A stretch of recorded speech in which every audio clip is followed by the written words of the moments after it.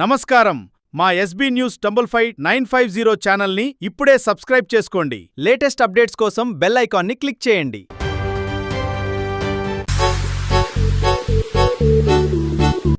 నాయకత్వం వర్ధిల్లాలి. రాహుల్ గాంధీ గారి నాయకత్వం వర్ధిల్లాలి. రాహుల్ గాంధీ గారి నాయకత్వం వర్ధిల్లాలి. జై కాంగ్రెస్ జై జై కాంగ్రెస్. జై కాంగ్రెస్ జై జై కాంగ్రెస్. జై కాంగ్రెస్ జై జై కాంగ్రెస్.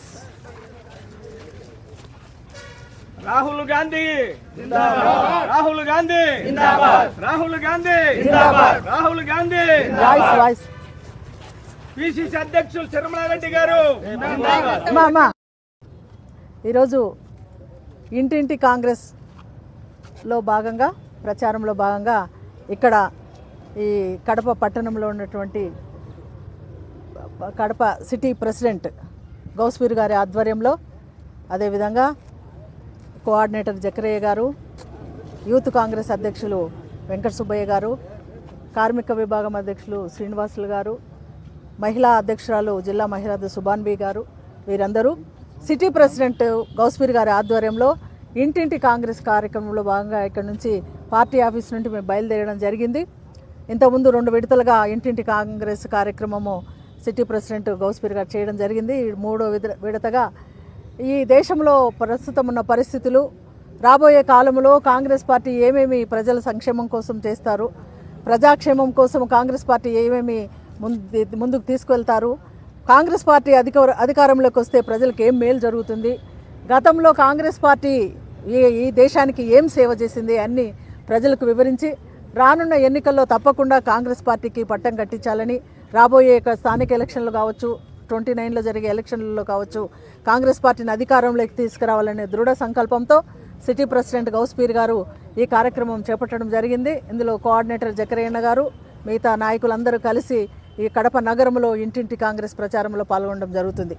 అదేవిధంగా ఇప్పుడు శుభ సూచకంగా స్టార్ట్ అయింది. బీజేపీ డౌన్ఫాల్ ఎప్పుడో స్టార్ట్ అయిపోయింది. ఎప్పుడైతే పేపర్ లీక్ దాంట్లో ఏ రకంగా అయితే ప్రజలకు విద్యార్థులకు అన్యాయం జరిగిందో, యువతకు ఎక్కడైతే అన్యాయం జరిగిందో అక్కడి నుంచే స్టార్ట్ అయిపోయింది. మొదటి నుంచి రాహుల్ గాంధీ గారు జరిగే పర్యావరణాల గురించి అన్నీ చెప్తా ఉన్నారు.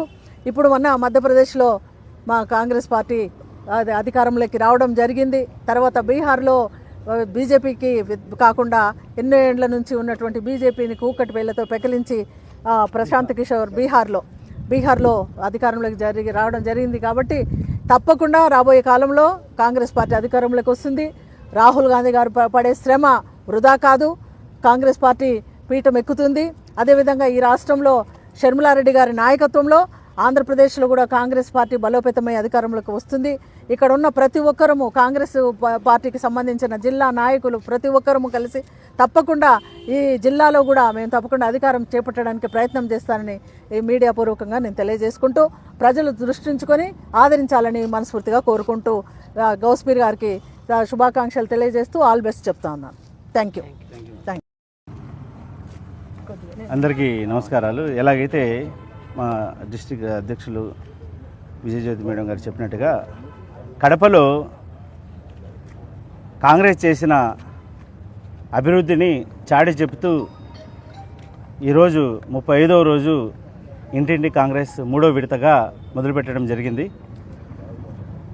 అంతేకాకుండా దీనిలో భాగంగా ఈ ఆంధ్రప్రదేశ్ విడిపోయిన తర్వాత కూటమి ప్రభుత్వం కానీ, అదేవిధంగా వైసీపీ ప్రభుత్వం కానీ మన రాష్ట్రానికి, అదేవిధంగా మన కడప జిల్లాకు, కడప నగరానికి ముఖ్యంగా ఏం మేలు చేసింది, ఎంతవరకు డెవలప్మెంట్ చేసి అభివృద్ధి ఎంతవరకు ఉంది, సంక్షేమం ఎంతవరకు ఉంది అనేది ప్రతి ఇంటికి వెళ్ళి, ప్రతి గడపకి వెళ్ళేసి, ప్రతి ఇంట్లో వారితో మాట్లాడి వాళ్ళ సమస్యలను తీసుకుని వెళ్ళి ఆ సమస్యలను ఆ పరిధిలో గల అధికారులతో చర్చించి వీలైన కాడికి మాకు అధికారం అయితే లేదు కానీ ఒక తపన ఉంది, ప్రజలకు న్యాయం జరగాలని, ఆ తపన కాంగ్రెస్ పార్టీ తపన. ఆ తపనతో మేము వాళ్ళ సమస్యలను తీర్చేదానికి ఒక పెద్ద ప్రయత్నమే ఇది ఇంటింటి కాంగ్రెస్. నాకు ఎప్పుడైతే మేము ఇంటింటి కాంగ్రెస్ 34 రోజులు సక్సెస్ఫుల్గా చేసినామో, ఇప్పుడు తెలుగుదేశం పార్టీ వాళ్ళు ఇంటింటికి తెలుగుదేశం అని మా నినాదంతో వెళ్తున్నారు. మీరు ఇంటింటికి తెలుగుదేశం కాదు, ఇంట్లోనే ఉండాలి. ప్రతి ఇంట్లో మీ తెలుగుదేశము వాళ్ళ సమస్యలను తీర్చి వాళ్ళ హృదయాల్లో ఉండాలి. మీరు వెళ్ళేది ఏంది? వాళ్ళ సమస్యలు ఇప్పుడు తెలుసుకోవడం ఏంది? సమస్యలు తెలుసుకొని నేను చూసినాను యూట్యూబ్ ఎలాగైతే కాంగ్రెస్ పార్టీ చేసిన అభివృద్ధిని మేము జ్యోతి మేడం గారు చెప్పినట్టుగా ప్రతి ఇంటికి తీసుకుని వెళ్తున్నాం కూడా, వెళ్తాం కూడా. వెళ్ళి వాళ్ళు చేసిన అభివృద్ధి ఏంటనేది చూపించి ఖచ్చితంగా ప్రజల మన్ననలు పొంది ప్రజల నమ్మకాన్ని మేము పొంది ఖచ్చితంగా ఈ రాబోయే ఎలక్షన్స్లో 50 డివిజన్లలో కనీసం 30 డివిజన్లు మేమంతా కలిసికట్టుగా జ్యోతి మేడం గారు కూడా మాకు మంచి సహకారం అందిస్తున్నారు. అందుకని కోఆర్డినేటర్ బండి జకరన్న కూడా మాతో కష్టపడుతున్నారు. అదేవిధంగా యూత్ కాంగ్రెస్ వెంకట సుబ్బయ్య కానీ, ఎన్ఎస్యు మామిళ్ళ బాబు కానీ, అదేవిధంగా ప్రతి వింగ్, ప్రతి నాయకుడు, ప్రతి కార్యకర్త పార్టీ రావాలా, రాహుల్ గాంధీ పడే కష్టము, ఆయన జీవితము ప్రజలు అంకితం చేసినారు, వాళ్ళ కుటుంబమే అంకితమైంది. ఆయన చేసే శ్రమను చూసి అందరము భావోద్వేగంతో ముందుకెళ్ళి ఖచ్చితంగా ఈ లోకల్ ఎలక్షన్స్లో మేము ముందుకెళ్ళాలనే ఉద్దేశంతో ప్రతి ఒక్కరూ ఇక్కడ పనిచేస్తున్నాము ఒక టీమ్గా. అదేవిధంగా ఖచ్చితంగా మేము సాధిస్తాము. లోకల్ ఎలక్షన్స్లో రాబోయే లోకల్ ఎలక్షన్లో ఖచ్చితంగా మేము ఫలితాలు సాధిస్తామని ఇందు మూలంగా గర్వంగా కాంగ్రెస్ పార్టీ తరఫున మేమందరం తెలియజేసుకుంటున్నాం. జై హింద్, జై కాంగ్రెస్. మీడియాకి అందరికీ కృతజ్ఞతలు, డిసిసి మేడం గారికి కృతజ్ఞతలు, సిటీ ప్రెసిడెంట్ గౌస్పూర్ గారికి కృతజ్ఞతలు, ఎన్ఎస్వై అయితేనేమి, యూత్ కాంగ్రెస్ అయితేనేమి, ఇంకా శ్రీనివాసులు అయితేనేమి, అందరికి కూడా మహిళా మేడం గారికి అయితేనేమి అందరికీ కృతజ్ఞతలు తెలుపుకుంటున్నాం. ఈరోజు ఇంటింట కాంగ్రెసు జ్యోతి గారి మేడం ఆధ్వర్యంలో చేతుల మీద గౌస్పూర్ ఆధ్వర్యంలో జరుపుతున్నాం, స్టార్ట్ చేశాం. అయితే ఒక విధంగా ఈ సిటీలో చూసుకుంటే మీడియా కూడా ఆలోచించాలి, అందరూ కూడా ఆలోచించాలి. 2009 వరకు, 2009 నుండి 2014 వరకు కూడా కాంగ్రెస్ పార్టీ ఈ సిటీలో ఏమేమి చేసింది ఒక్కసారి చూడండి.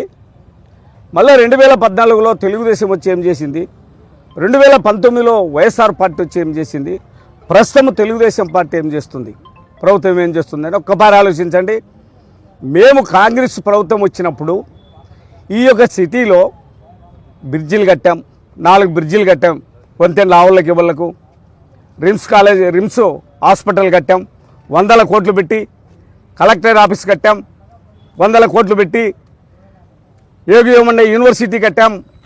మరి ప్రజలకు కావాల్సిన పార్కులు, రాజీవ్ పార్క్ పార్కులు కానీ, రోడ్లు కానీ సమస్తము ఈ సిటీలో డ్రైనేజ్, అండర్ డ్రైనేజ్ కానీ ఇటువంటివన్నీ ప్రజలకు ఏమేమి కావాలో అవన్నీ కూడా కాంగ్రెస్ పార్టీ చేసింది.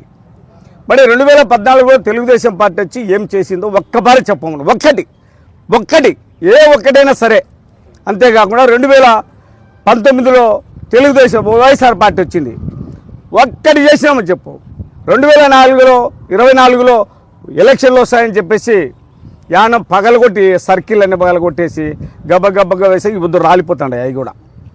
మరి వైఎస్ఆర్ పార్టీ ఏం చేసినట్టు, తెలుగుదేశం ఏం చేసినట్టు, ప్రస్తుతం 2 ఏళ్ళు దాటిపోయింది, తెలుగుదేశం ఏం చేసింది, ఒక్క స్థాపి సిమెంట్ బయలా. ప్రజలందరూ గమనిస్తున్నారు, గమనించాలి కూడా, వాళ్ళను గమనించాలి. కాంగ్రెస్ పార్టీ గతంలో ఏం చేసింది ఈ సిటీకి అని చూడాలి.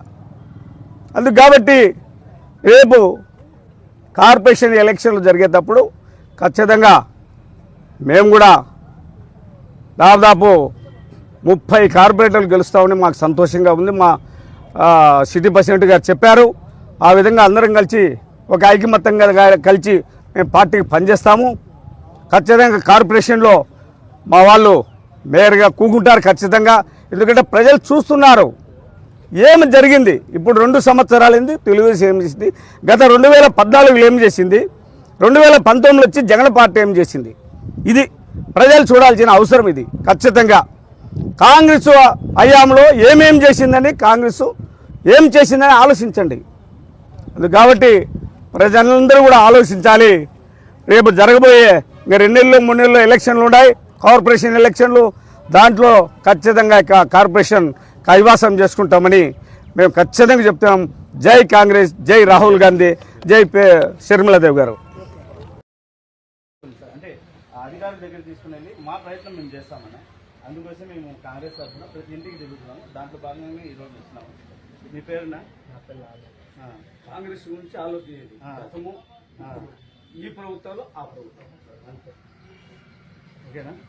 ఏమున్నా కాంగ్రెస్ను అభిమానించండి. కాంగ్రెసే ఈ కడపలో ఈరోజు ఈ ప్రగతి చేసిందంటే కాంగ్రెస్ కడప అభివృద్ధి చెందిందంటే మళ్ళీ అభివృద్ధికి వెళ్ళాలి. అదే మేము ఇంటింటికి తిరుగుతున్నాము. మేమంతా ఊరిగా మీకు మీరు ఉండే దగ్గర మీకు బ్రిడ్జి సమస్య కూడా ఉంది కదా. బ్రిడ్జి సమస్య చాలా ఇబ్బంది ఉంది కదా. సో ఆ బ్రిడ్జి సమస్యన మేము పోయి చెప్పినాం కూడా, కానీ ఎటువంటి చలనం లేదు. అటువంటి ప్రభుత్వాన్ని మేము ఎంచుకోవాల్సింది. మా ఓటు వృధా కాకూడదు. ఎందుకంటే కాంగ్రెస్ వస్తేనే ఒక చిన్న బ్రిడ్జ్ చేయలేకపోతున్నారు. కాంగ్రెస్ ప్రభుత్వంలో కొంచెం ఎన్ని ఫ్లేవర్స్ ఇచ్చినాము కాంగ్రెస్ పార్టీ రాజశేఖర రెడ్డి గారు. అటువంటి అభివృద్ధి మళ్ళీ రావాలంటే మళ్ళీ కాంగ్రెస్ రావాలి. సరేనా? మీరు కాంగ్రెస్ అభిమానించాలా? ఈసారి అవకాశం ఆలోచించండి. యువకుడు ఎవరు? రాహుల్ గాంధీ. ఆయన యువకులు అంటే చాలా ఇష్టం. వాళ్ళ ప్రగతి ఆయన కోరుకునేదా?